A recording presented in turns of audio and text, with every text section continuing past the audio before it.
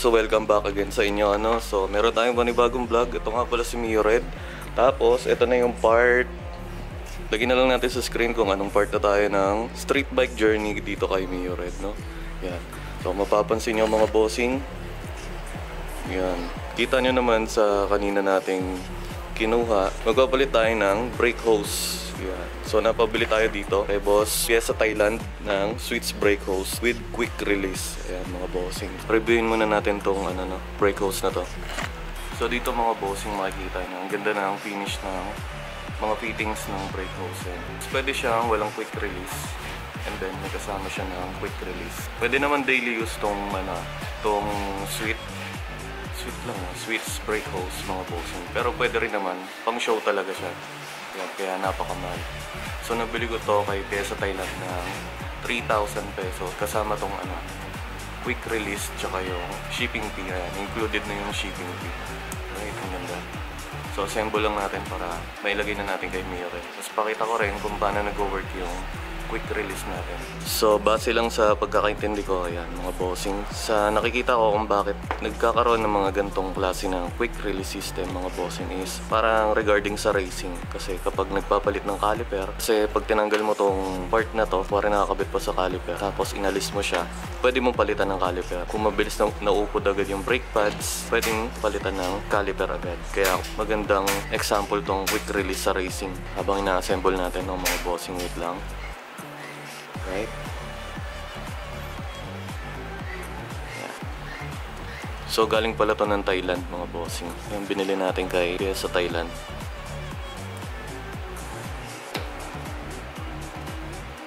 Yun. So ganito mag-work yung quick release mga bossing.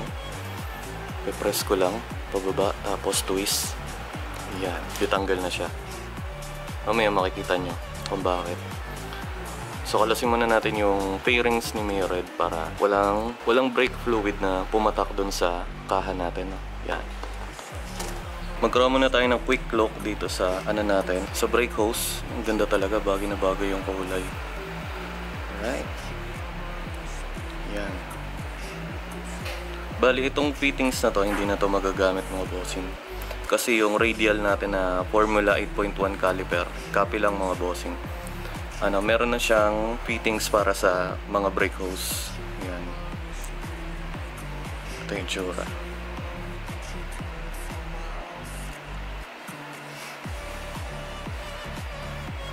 Tapos na siya.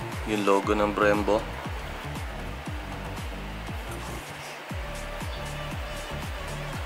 Tapos may markings din dito sa hose niya. Ayan. Ito. Alright. May kasama ring copper washer para sa mga dito sa taas. Para pag nilagay. So ito na yung itsura ng taas niya. Ayan.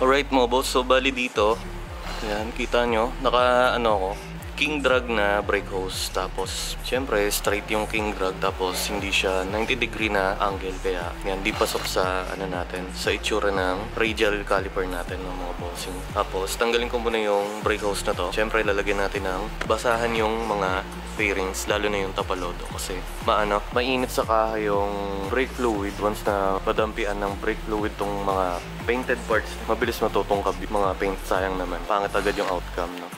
Yan, tanggalin muna natin yung sa taas. Gamit tayo ng 12mm mga bossing.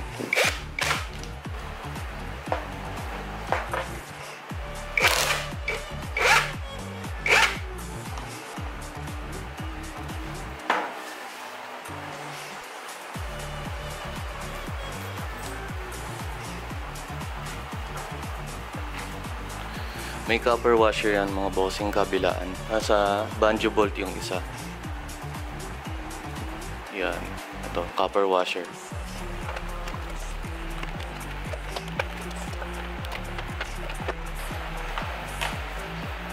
Hindi sukat tong king drag natin dito sa fittings ng radial formula. Right, so assemble na natin, no? Huwakan ko lang kasi ayoko magasgasan. Napakamahal na to eh. Tanggalin lang to, itong fittings. Tapos alisin yung quick release. Yung dulo muna kukunin natin. Ito mamaya na. Ayun. Ito yung ikakabit natin. Tapos para hindi ma-damage yung ano natin, yung switch brake hose, lagyan natin ng electrical tape tong ano natin, wrench natin, kabilaan.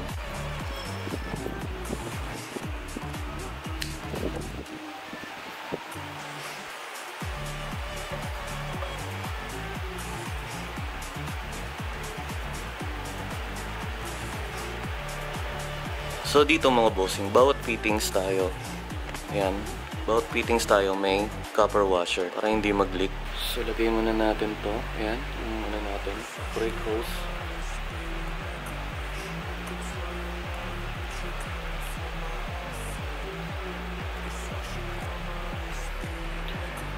Copper washer. Ayan.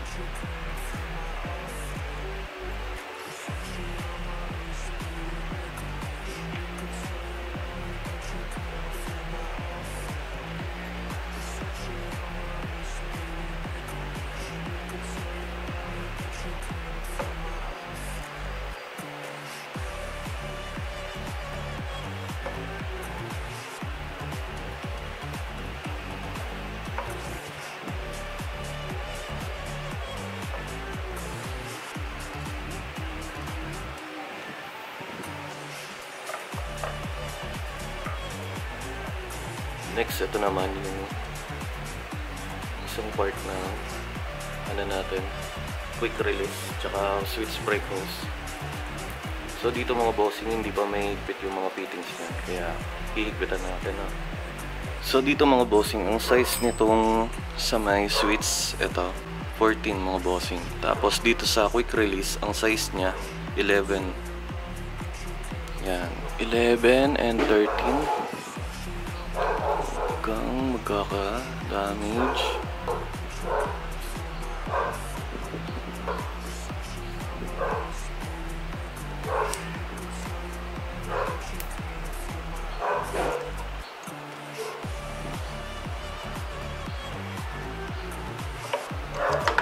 Yun. Lagay naman natin yung other part niya.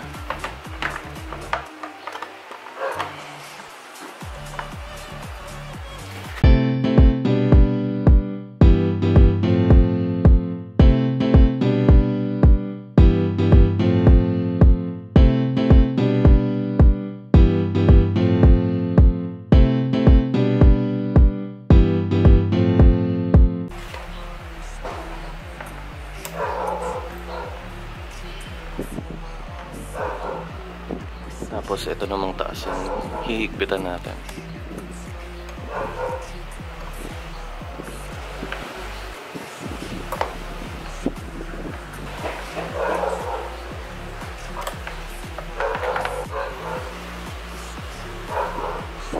Size dito.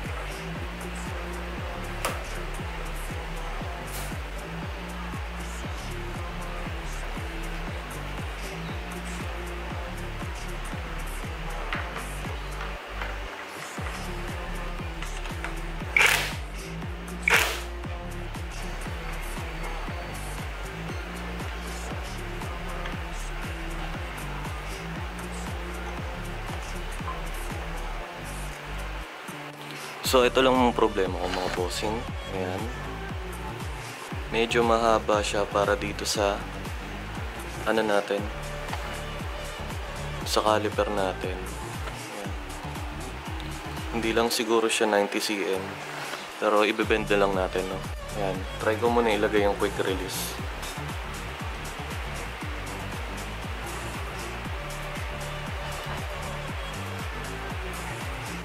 Dito kita naman yung ano, kailangan natin siya malagyan ng sa gitna na lang siguro, no? Ayan. Para malinis tignan mga bossing.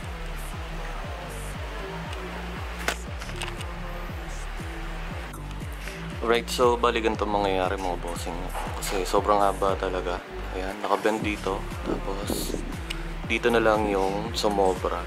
Kasi kapag nakikita nyo dito, ayan, dapat naka-straight siya yung hose natin. Ayan, padiretso lang dapat siya tignan dito, diba? Ayan o.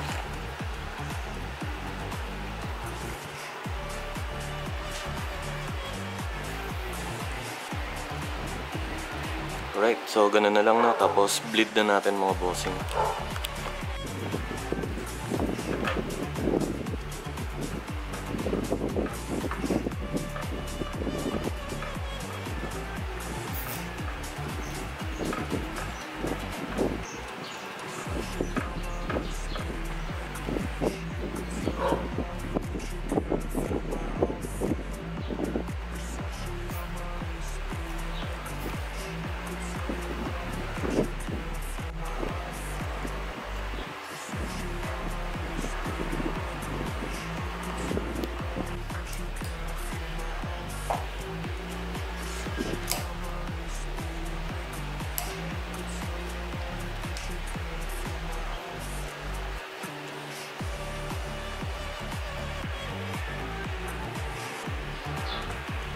So, bali mga bossing, ang gagawin natin dito is reverse bleeding.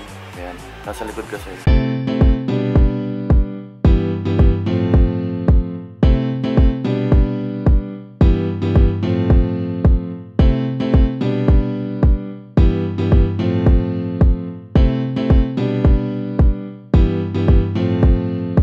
Para ano, wala na tayong problema.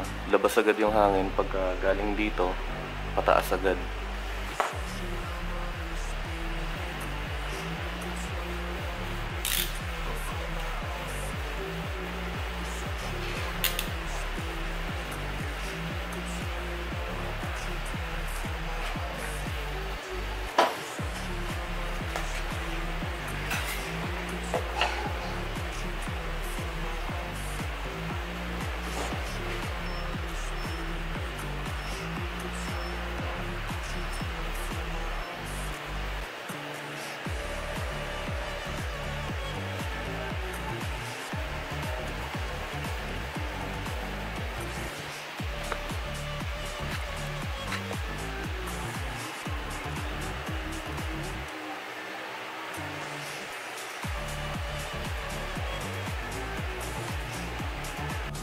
Alright mga boss, so na-reverse bleeding na natin, tapos meron na ring brake fluid yung master, umakyat na.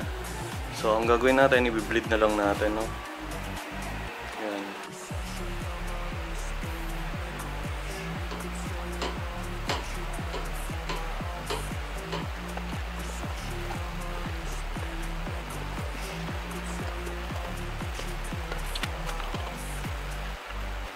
Alright mga boss, so tapos na rin natin malinis, no? Tapos na-bleed ko na rin, okay na rin yung preno.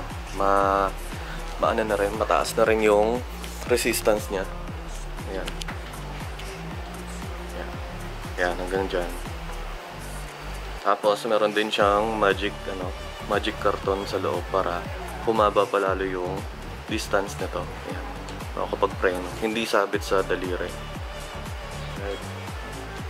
So, tingnan na natin yung itsura after ko malinis. Yun, no? Okay. Grabe. Ganda. Lalo sa personal mga bossing. Yan. Pogi ni red. Alright.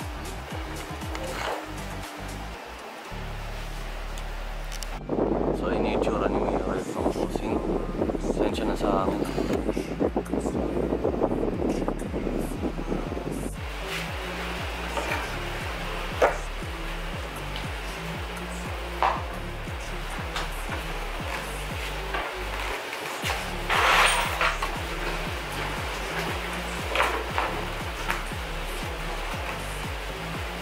So ito na mga bossing, no? Nakita nyo naman okay na yung ano natin, brake hose tsaka yung caliper. Yan. So sa mga may problema kapag lumilihis yung mga gulong nyo kapag kapag nagpipreno kayo, tapos lalong lalo na kapag naka wave T-post kayo, tapos wave na front shock, wave na front hub, yung mga ganyan. Yan, higpitan nyo lang yun dito sa may T-post. Ayan, higpitan nyo yan, mahigpit na mahigpit para hindi lumihis. Yun lang pala yung solution doon. And then tanggalin na natin tong quick release. Tingnan natin kung gagana pa rin pag binalik natin.